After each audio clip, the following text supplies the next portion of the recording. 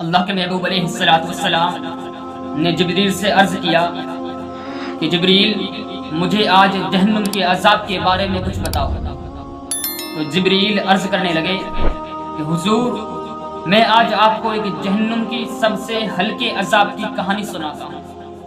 تو اللہ کے نبی علیہ السلام نے کہا سنائیے۔ تو جبریل کہتے ہیں کہ حضور جو جہنمی شخص ہوگا اس کو سب سے ہلکا عذاب یہ ہوگا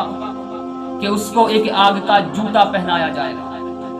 اس کے پاؤں کے اندر آگ کا جوتا پہنایا جائے گا، اور جیسے ہی وہ اس جوتے کو پہنے گا تو اس جوتے کے اندر سے ایک اتنی تیز بھاپ ابھرے گی، بھاپ نکلے گی، جس کی وجہ سے اس کا دماغ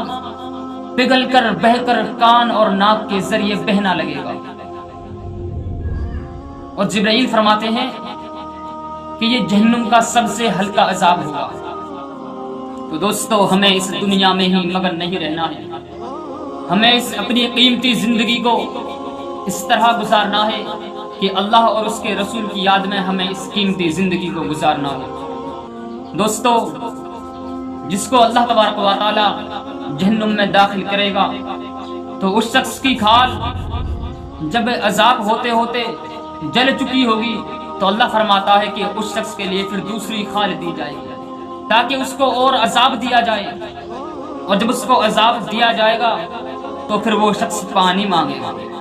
جب وہ شخص پانی مانگے گا وہ چلائے گا، چیخے گا، چیخے مار کے پکار رہا ہوگا مجھے پانی دو، پانی دو۔ جو جہنم کا دروگا ہوگا وہ اس کے لیے ایک جہنم میں سے کھولتا ہوا ابلتا ہوا پانی لائے گا، اس کو پانی کا پیالہ دے گا۔ جب وہ پانی کو ہاتھ میں لے گا، پانی ابل رہا ہوگا، کھول رہا ہوگا، اس میں سے بھاپیں نکل رہی ہوں گی تیز تیز، اور جب وہ شخص اس پانی کو منہ کے لگائے گا، اس پانی کو چاہے گا تو وہ پانی کھولتا نظر آئے گا، ابلتا ہوا نظر آئے گا،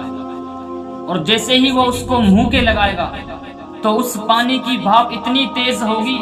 کہ اس کی بھاپ جیسے ہی اس کے چہرے پر جائے گی تو اس کے چہرے کی خال پگھل کر،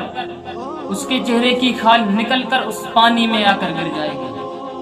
دوستو یہ جہنم کا سب سے ہلکے عذاب کے بارے میں نے آپ کو بتایا ہے۔ جہنم کا سب سے ہلکا عذاب ہے کہ اس کو آگ کی بھری ہوئی جوتیاں پہنائی جائیں گے، جس کی وجہ سے جب ان کو وہ پہنے گا تو اس کا دماغ پگھلنے لگے گا، اس کا دماغ کان اور ناک کے ذریعے پگھل کر بہنے لگے گا۔ دوستو یہ جہنم کا عذاب ہے، ہمیں اس جہنم کے عذاب سے بچنا چاہیے۔ بچا کس طرح جائے؟ ہمیں دنیا میں رہ کر نیک عمل کرنے ہیں، ہمارے اوپر رب نے نماز فرض کی ہے،